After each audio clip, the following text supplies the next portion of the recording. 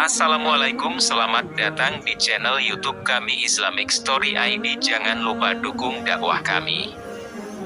Bikin nangis, kisah seorang ibu di masa Rasulullah yang dijamin bebas dari neraka. Suatu hari istri Rasulullah, Sayyidah Aisyah, kedatangan tamu wanita bersama kedua putrinya. Mereka bertiga datang ke rumah Aisyah untuk meminta makanan. Namun, di rumah Aisyah hanya ada 3 kurma. 3 kurma itu akhirnya diberikan satu persatu. Untuk ibundanya 1, dan sisa 2 kurma untuk kedua anak perempuannya. Kedua anak itu lahap memakan kurma yang diberikan oleh Aisyah, makanan yang tersisa di rumahnya. Namun seketika ibu itu hendak memakan kurmanya, kedua anaknya merengek nangis meminta kurma lagi. Keduanya merasa kurang dan masih merasakan lapar.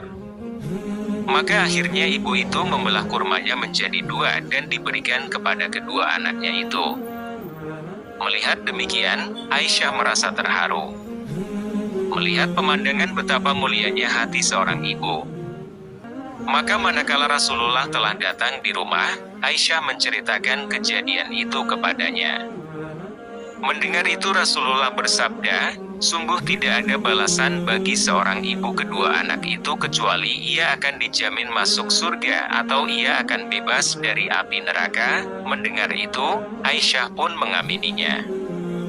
Kisah hikmah ini memberi pelajaran penting betapa menjadi seorang ibu harus maksimal dalam memberikan kasih sayang kepada anaknya. Rasulullah menjamin seorang ibu yang demikian akan bebas dari api neraka. Maka manakala seseorang perempuan diberikan titipan anak-anak, mereka yang beruntung adalah mereka yang dapat memanage keadaan anak-anaknya baik dari sisi penghidupan maupun dari segi pendidikan. Yuk, untuk Anda yang memiliki anak dan ingin dijamin Rasulullah masuk surga, perhatikan anak-anak Anda. Sayangi mereka semaksimal mungkin agar Allah dan Rasul-Nya menyayangi Anda dengan menjaminkan surga.